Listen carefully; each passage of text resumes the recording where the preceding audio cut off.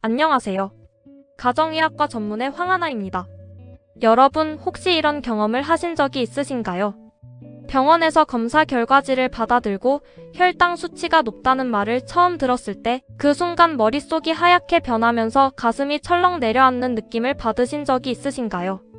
아니면 식사 때마다 이걸 먹어도 되나, 저건 괜찮을까 하고 매번 눈치를 보면서 밥상 앞에서 한숨을 쉬신 적이 있으신가요? 60년을 열심히 살아오셨는데 이제는 밥 한 끼 마음 편하게 먹지 못하는 현실이 너무 억울하고 서글프게 느껴지실 수도 있습니다. 저는 오늘 그 마음을 진심으로 이해하고 공감하면서 여러분께 실질적인 도움이 되는 이야기를 드리고 싶어서 이 자리를 준비했습니다. 오늘 이 영상을 끝까지 보신다면 당뇨는 더 이상 두려운 적이 아니라 충분히 함께 살아갈 수 있는 동반자처럼 느껴지게 되실 것입니다. 자, 지금 바로 시작하겠습니다. 먼저 지금 우리가 처한 현실을 정확하게 직시해 보겠습니다. 대한민국 질병관리청이 2023년에 발표한 국민건강영양조사 결과에 따르면 우리나라 30세 이상 성인의 당뇨병 유병률은 약 16.7%에 달합니다. 그리고 60세 이상으로만 한정하면 이 수치는 무려 30%를 훌쩍 넘어섭니다. 즉 60대 이상 어르신 3분 중 1분은 이미 당뇨병을 앓고 계시거나 당뇨 전 단계에 해당하신다는 뜻입니다.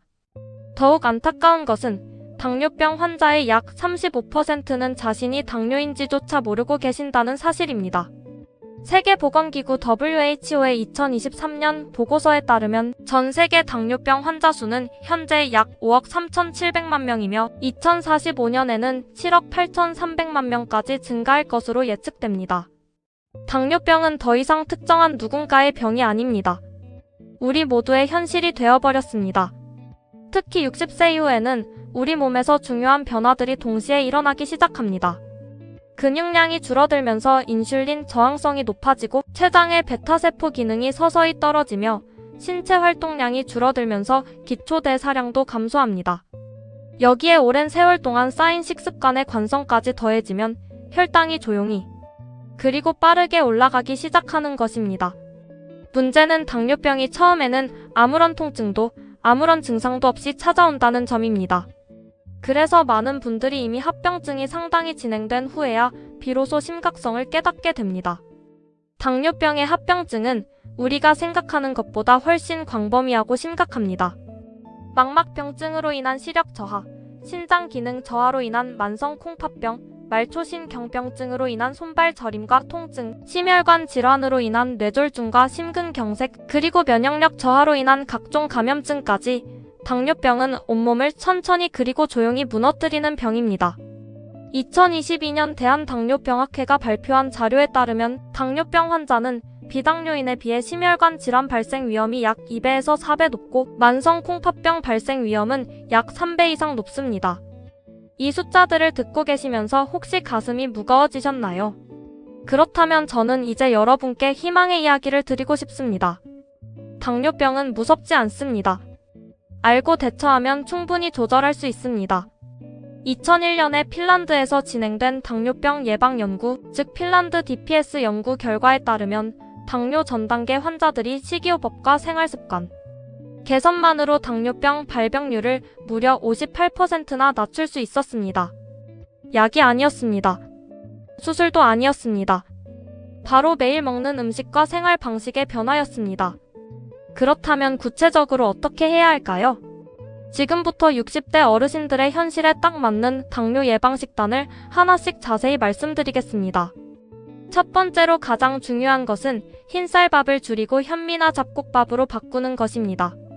흰쌀밥은 혈당 지수, 즉 GI 지수가 약 72에서 80 사이로 매우 높습니다. 이것은 먹고 나서 혈당이 매우 빠르게 치솟는다는 의미입니다. 반면 현미밥의 GI 지수는 약 50에서 55 사이로 훨씬 낮고 식이섬유가 풍부하여 혈당이 천천히 완만하게 올라갑니다.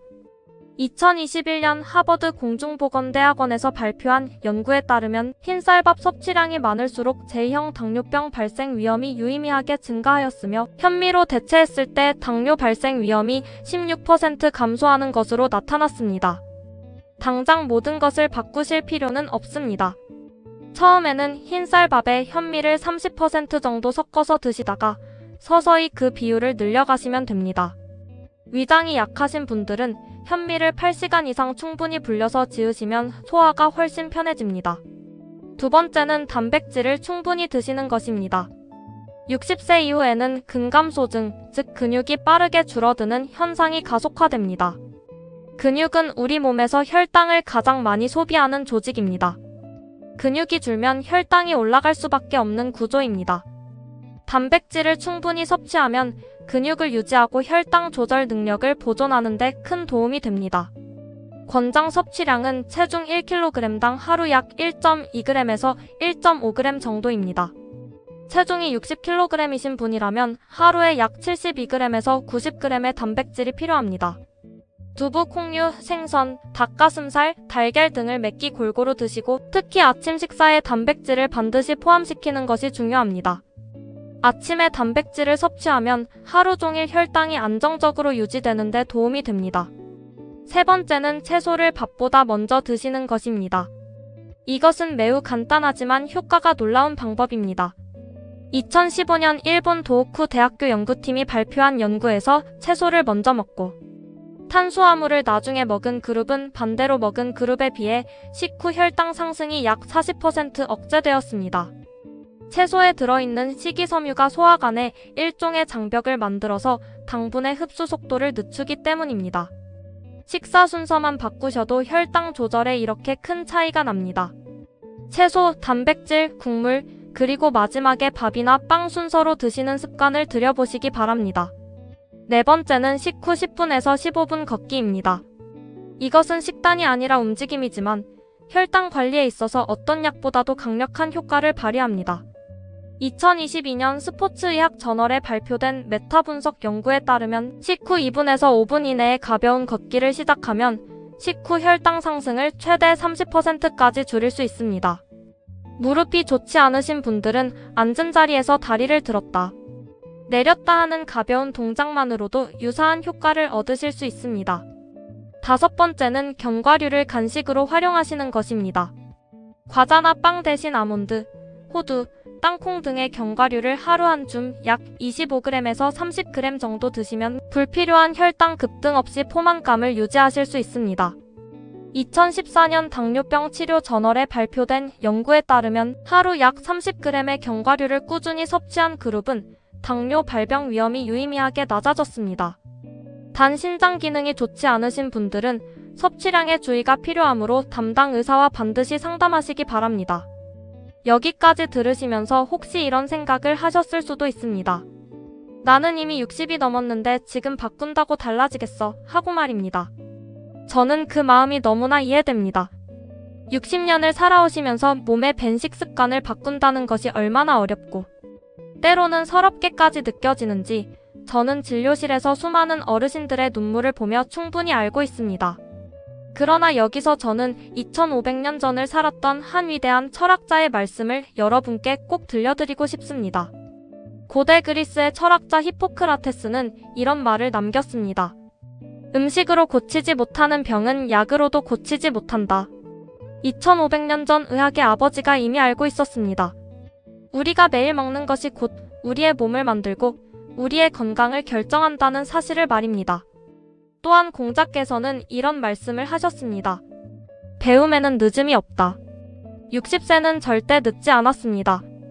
오히려 지금이 가장 적절한 시작의 시간일 수 있습니다. 실제로 2016년 영국 의학 저널 BMJ에 발표된 연구에 따르면 60세 이후에 식습관을 개선한 그룹도 혈당 수치와 심혈관 지표가 유의미하게 개선되었으며 당뇨 합병증 발생률이 현저히 낮아졌습니다. 몸은 나이에 상관없이 변화에 반응합니다.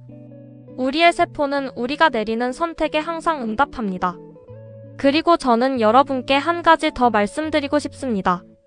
건강한 삶은 단지 오래 사는 것이 아닙니다.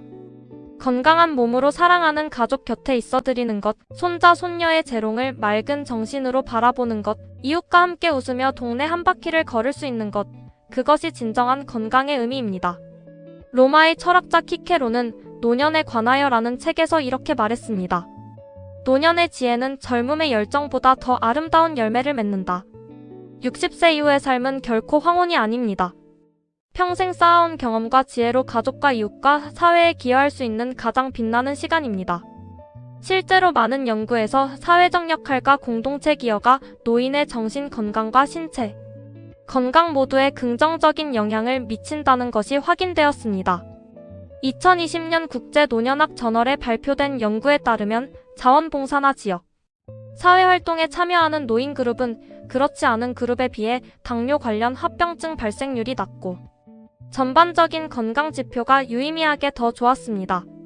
몸을 건강하게 유지하는 것은 나 혼자만을 위한 일이 아닙니다.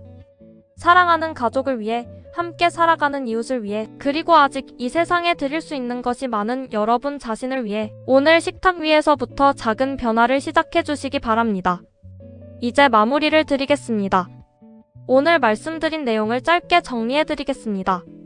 흰쌀밥을 현미나 잡곡으로 조금씩 바꾸어 가십시오. 맵기 단백질을 빠뜨리지 마십시오. 식사는 채소부터 시작하십시오. 식후에는 짧게라도 반드시 걸어주십시오. 간식은 과자 대신 견과류 한 줌으로 바꾸어 보십시오.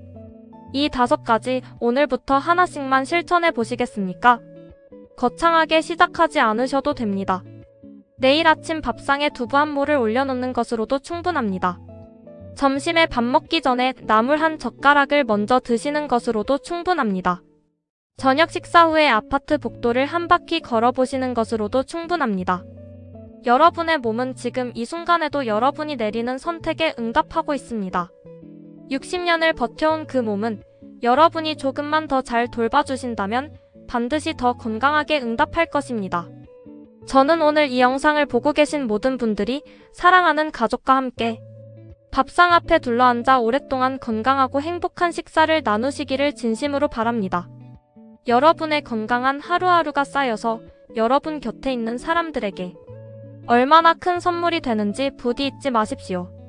이 영상이 조금이라도 도움이 되셨다면 지금 바로 구독 버튼을 눌러주십시오. 좋아요 버튼 하나가 이런 진심 담긴 건강 정보를 계속 만들어갈 수 있는 가장 큰 힘이 됩니다. 소중한 가족분들께도 꼭 공유해 주십시오. 오늘도 건강하고 따뜻한 하루 되시기 바랍니다. 진심으로 감사드립니다.